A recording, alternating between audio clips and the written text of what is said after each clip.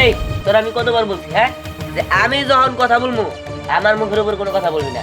আমি কথা বলবো তুই মূর্তির মতো দাঁড়ায় থাকবি। আমি যখন যেটা জানতে চাবো শুধু সেটার জবাব দিবি।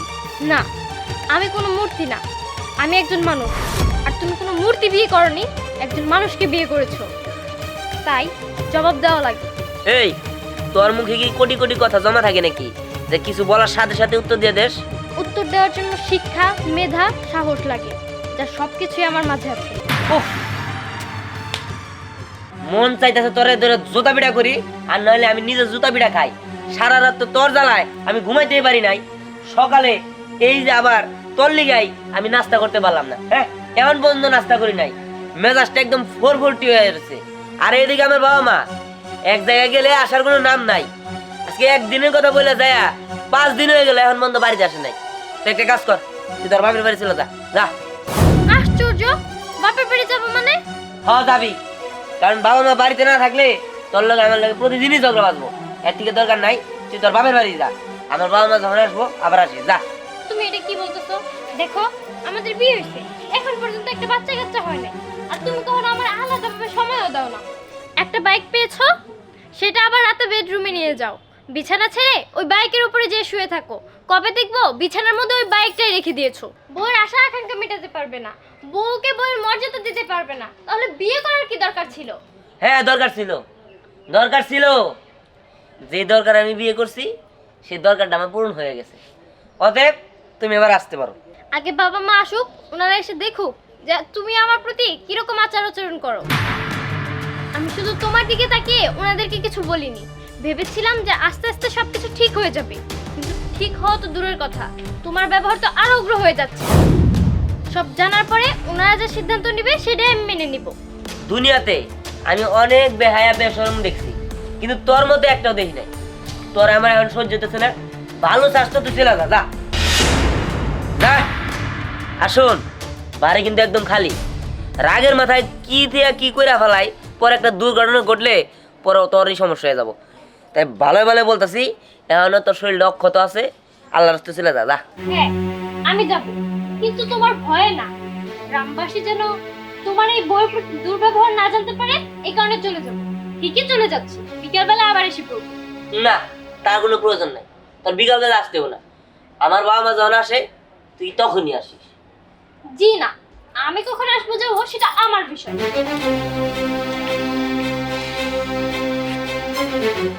আহ,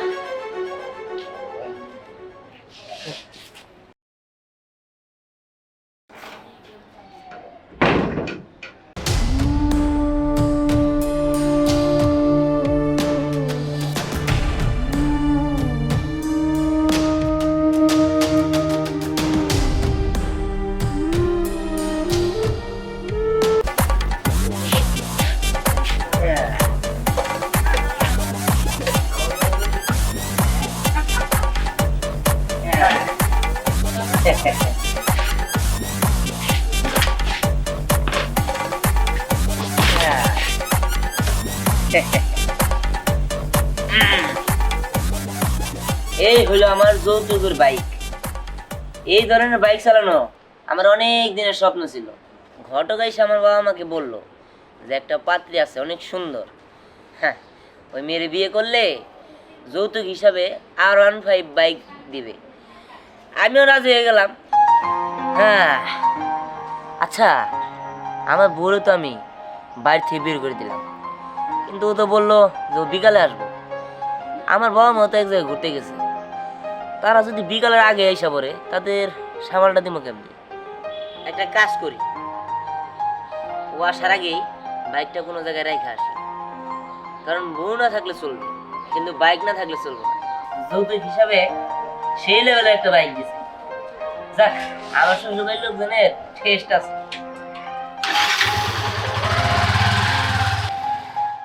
সম্ভবত আজকে কিন্তু আমাদের শেষ রিহার্সেল, আজকে কিন্তু খুব ভালো করে রিহার্সেল করতে হবে, ঠিক আছে? আর এই প্রতিযোগিতায় যদি আমরা প্রথম স্থান অধিকার করতে পারি তাহলে কোম্পানির তরফ থেকে আমাদের 5 বছরের জুতা, স্যান্ডেল, কসমেটিক্স এভরিথিং সব আমাদের দিবে, বুঝলি? আর একটা কথা আছে, এই এশিয়া মহাদেশের 5টা দেশ আমরা ভ্রমণ করতে পারবো। ওয়াও! হ্যাঁ বলিস কি? কিন্তু লাবণ্য, আজকে তো শেষ রিহার্সেল, এই রিহার্সেলটা কোন জায়গায় করবি তোরা? কোথায় করা যায়? পেয়েছি, সামনে একটা স্পট আছে, ওই জায়গায় লোকেশনটাও সুন্দর আর আবহাওয়া অনেক ভালো, আমরা ওইখানে যাই। আচ্ছা ঠিক আছে, চল। বেশ খোলামেলা, তাই না? খোলামেলা, চল। চল চল। এই তো এইটা, বাহ, বেশ খোলামেলা জায়গা। এই জায়গাটা ভালো হবে তাই না? হ্যাঁ, এটাই আমাদের জন্য একদম পারফেক্ট। আচ্ছা শোন, তোরা তাহলে দাঁড়িয়ে যা। আগে তো কিছুটা শিখিয়েছি, আজকে আরেকটু দেখালে তোরা আরো পেরে যাবি। ঠিক আছে, তাহলে শুরু কর। এইদিকে আয়। এই হ্যাঁ, ও কিন্তু আমাদের এখানে নতুন, ওকে তোরা সবাই গাইড করে নিবি, ঠিক আছে? ঠিক আছে।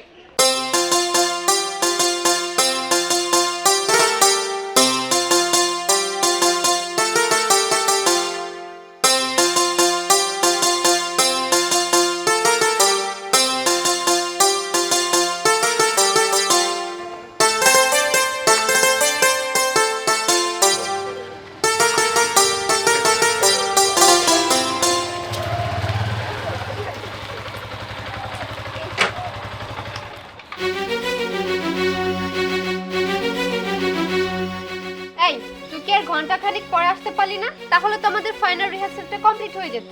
আরে তোদের এই নাচানাচি বন্ধ করতো। মেয়েদের মতো তোরা কি নাচানাচি করো? করা মেয়ে তোরা আর বুঝলাম যে নাচানাচি করো, তুই কি নিয়ে নাচানাচি করো? আচ্ছা গিয়া করো, সেটা তাদের বিষয়।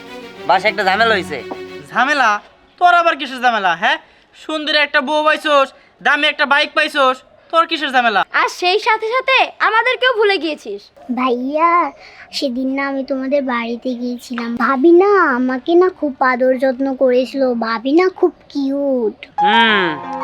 আমি বুঝি তোমাকে আদর যত্ন করি না? হ্যাঁ না, তুমিও অনেক আদর করো। এই ধুর, এত কথা বলিস না তো, তোরা থাম। এমনিতেই ওর মন খারাপ। শোন দিহান, তুই একটু এখানে অপেক্ষা কর, আমরা রিহার্সালটা কমপ্লিট করে নিই। এই আমার একটা ঝামেলার জন্য তোদের কাছে সমাধানের জন্য আমি আসছি, তোরা রিহার্সাল করবি। আরে শোন, তোর যদি পাহাড় সমানো ঝামেলা থাকে না, তাও আমরা সবাই মিলে তা সলভ করে দিব। তুই শুধু এখানে একটু ওয়েট কর। এই চল চল চল।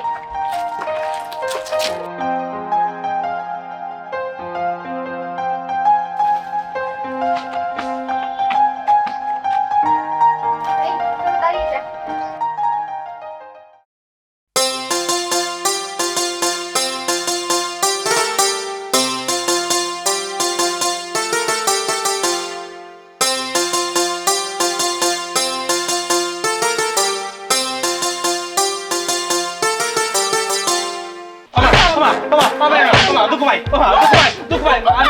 পরে আমি টিহা দিছি আমার নাতিরে দেখাবি। ওই টিহাটা তুই কি করছিস আমার নাতিরে না দেখে? তুই জয় খেলাইছিস, তুই মরতে যা, গাঁজা খেতে।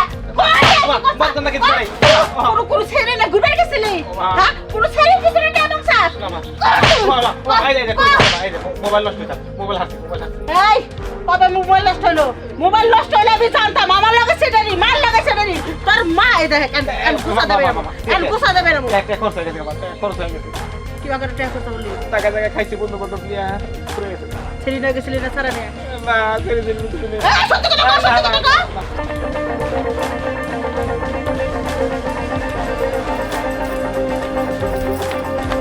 কাম দইরা উঠবস কর।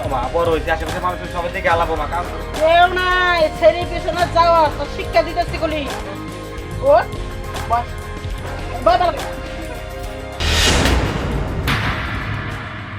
আমার নাতনি পরে তোর চোখে পানি? মাই গড রে, তোর চোখে পানি কিসে লেখাল পারিলো?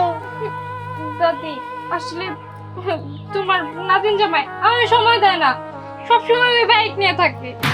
কি? ওই নাতিন জামাই এত বড় সাহস, সবসময় বাইক নিয়ে থাকে, আমার নাতিনের সময় দেয় না? ওই বাইকটা আমি আউজ করে তোর আমি গিফট করছি, আমার নাতিনের নিয়ে সবসময় ঘুরে বেড়াবি। ওকে একাই ঘুরে না তোরই না ঘুরে? ও একাই ঘুরে, আর আজকে তো আমার বাড়ি থেকে বেরিয়ে করে দিছে। তোর দ্বারা সম্ভব না, আমি মারমু, ওকে জেলে রাখবো। কত বড় সাহস, কি এত সুন্দর নাতনি রে, এই ব্যাপারে বাইক থেকে বাই করে দিছে। আমি সিনেমার পরে দেখে তোর নাম রাখছি পরি, এই পরের মতো তুই সুন্দর হয়েছে। আমি একটা মহিলা মানুষ, আমি তোর দাদি, তোরে দেখে আমি যে পছন্দ করি, পুরুষ মানুষ আরো পছন্দ করবো। ওই হারাম জাতার ভাগ্য ভালো যে তোরে পাইছিল, তোরে বাইক থেকে বাই করেছে। এই ওই বান্দির বাচ্চা স্টুপিড ইট এন্ড রানস নটি বয় আমার একটু ফকিনি মনে করছে, ঠিক আছে দেখে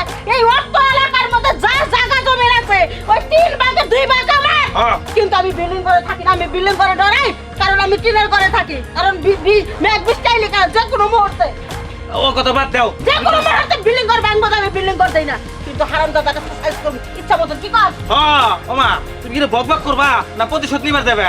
নো প্রতিশোধটা নিমো আজকে শক্ত করে বসে নিমো যাতে আর কোনো ছেলেরা কোনো মেয়ে হাতে যাইলাম কি না করার পরে বড় থেকে না বের করে দিবে পারে হ্যাঁ দেখো আমার মনে হয় না ওইভাবে যে করা ঠিক হইল।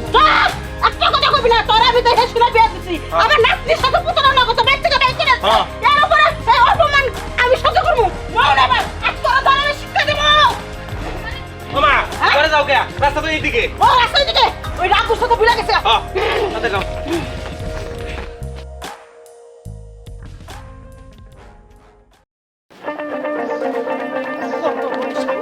আমার নাতনি অসুখে থাকবো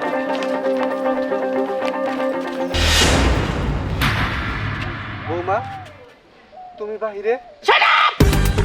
বৌমা বাহিরে তুমি কেমন শ্বশুর হয়েছো এই বৌমা বাহিরে বাহিরে করে না কোনটা করে তুমি খোঁজ খবর রাখো না শয়তান লোক কোথাকার এই পুতুরা খুব তো তেলের মতন করে আমার হাতে বাঁধছিল এই পেয়াদে আমার লাগবো ওটা লাগবো ওটা লাগবো এই একটা বাইক দিলাম কত টাকা দেখি না যত হিসাবে যাইতেছে চাইতেছে আমার নাতনি অসুখে কিবা করে হইলো এই প্রশ্ন জবটা আমি চাই চাই বিয়াই আমার বাস্তির সুখের জন্য যা যা করা দরকার আমরা সব করছি। আমার মায় খালি কইছে যে আমার নাতিরে ভালো করে দিবে এদের খালি যা দরকার সব দিমু। আমার বাস্তিরে খুশি হয়ে আমরা হুন্ডা দিছি আসবাবপত্র থেকে শুরু করে সংসারে যাবতীয় যা কিছু লাগে সব কিছু দিছি। তারপরেও আপনার ছেলে আমার বাস্তিরে মাইরাদের বাড়ি থেকে বের করে দিছে। বিয়ে সাহেব, আমার এক ঘনিষ্ঠ আত্মীয়র বাড়িতে আমি আমার বউ নিয়ে বেড়াইতে গেছিলাম। তারা অনেক জোর করে ধরার কারণে ওইখানে 2-3 দিন ছিলাম। এর মাঝে যে এত কিছু হয়ে গেছে বিয়ে সাহেব, আমরা তো কিছুই জানি না। গো আমি কি কুচি খুকি যে আমারে বুঝাবা আমি ফিল্টার খাই তাই বুঝমু তোর পোলারে তুই কি কাজে আছে গাছা যাতে আমার নাতনি রে অসুখী করে বাচ্চাকে মাইরে ধরে বাই করে দেয় এইটুকু নাতনি ফুলের মতন পবিত্র দেখতে সুন্দরী এইবার নাতনি কি বা করে তোর ফুলের কথা রাত তুলো রে আমার কলজার মধ্যে আঘাত পোষা কলজার মধ্যে বাপ্পা মরে গেছে আমি কষ্ট করে মানুষ করছি কোনোদিন ওর পাউডা আমি মাটির মধ্যে রাখি না বিয়ের পরে বাড়িতে রাখছে সেই নাতনির কষ্ট দিছে আমি ছাড়বো না জলে ভাত খাবো তার পোলার তখন 14 গোষ্ঠী দে মাসাব একটা কথা বলি, আপনি রাগ করবেন না। দিহান যদি কোনো ভুল করে থাকে সেটা তো আমরা দেখবই। আর তাছাড়াও আপনি তো ভালো করেই জানেন যে আমাদের বৌমারে আমরা কতটুকু ভালোবাসি।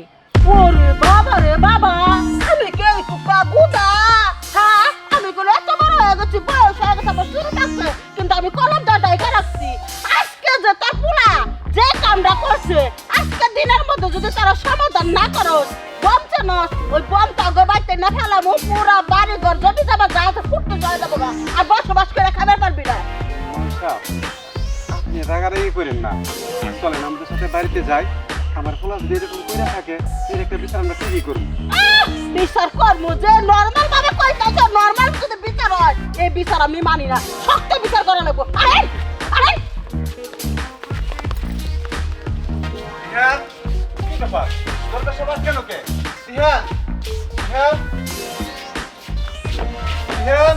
আমার মনে হয় কি পুতুরা আঙ্গো পায় শব্দ বালু কিস কিস করে না হেকনা শব্দ পায় চালাই কি দিহান? দিহান কই গেলি? দিহান, বাচ্চা না ফুটে যাচ্ছে কি দিহান? তুই কই গেছিলি? দিহান তুই কথা বলিস না কে? তোর বাবা কি জিগায় উত্তর দে। দিহান, বাইক কই? কি রে? কথা কইস না কেন? বল, বল বাইক কোথায়? এই বাইক নিয়ে আয়।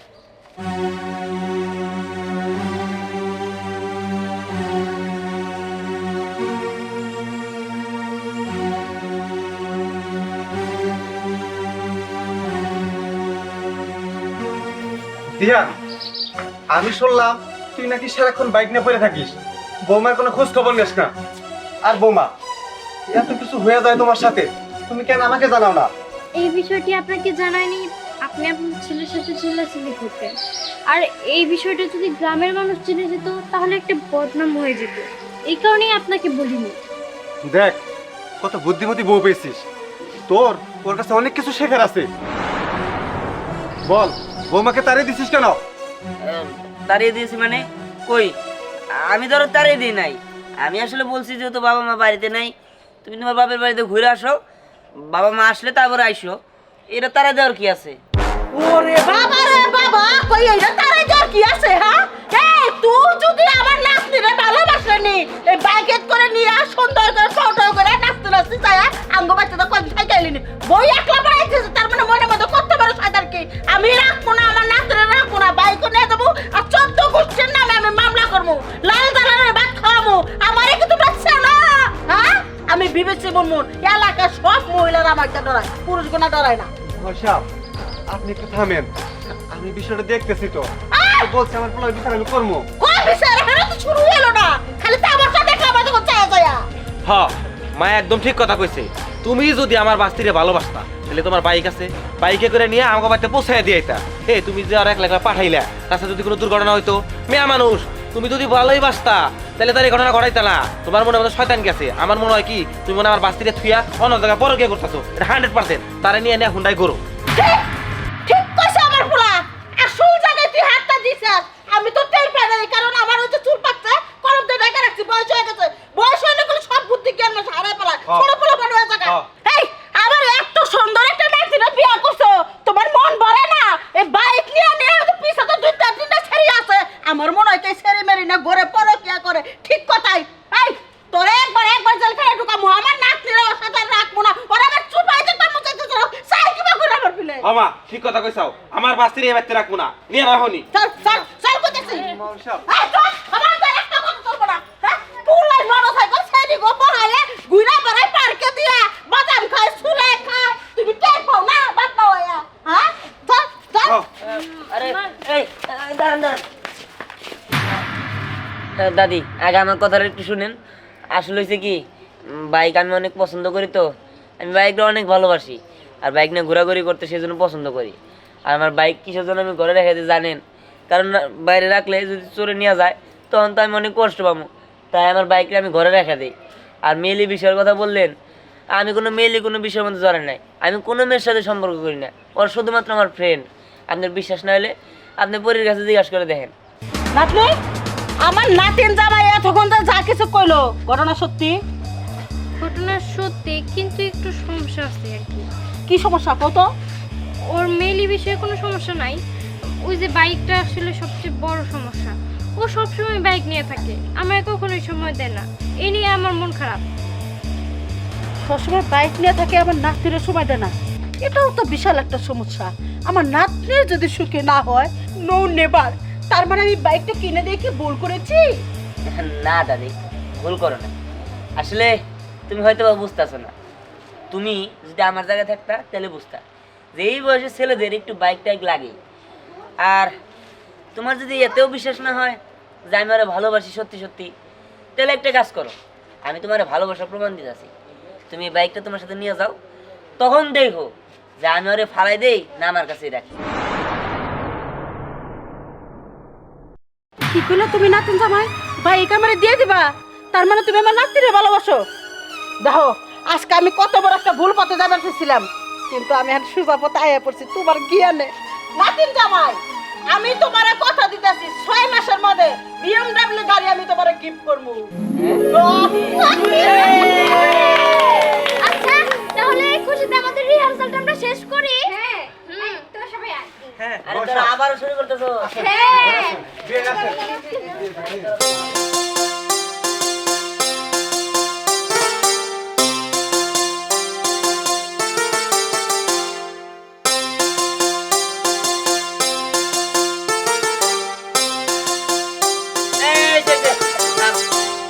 অনেক নাচছস, নাইছে উড়ান মুড়ান গাতা করে আলাইছস, ঠিক আছে?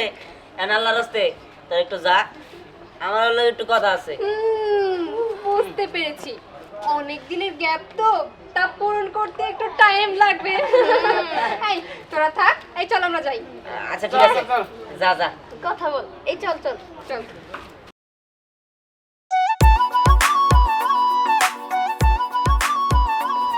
দাঁড়াও, বাইক নিবে না? আরে দূর, লজ্জা দিও না তো। চলো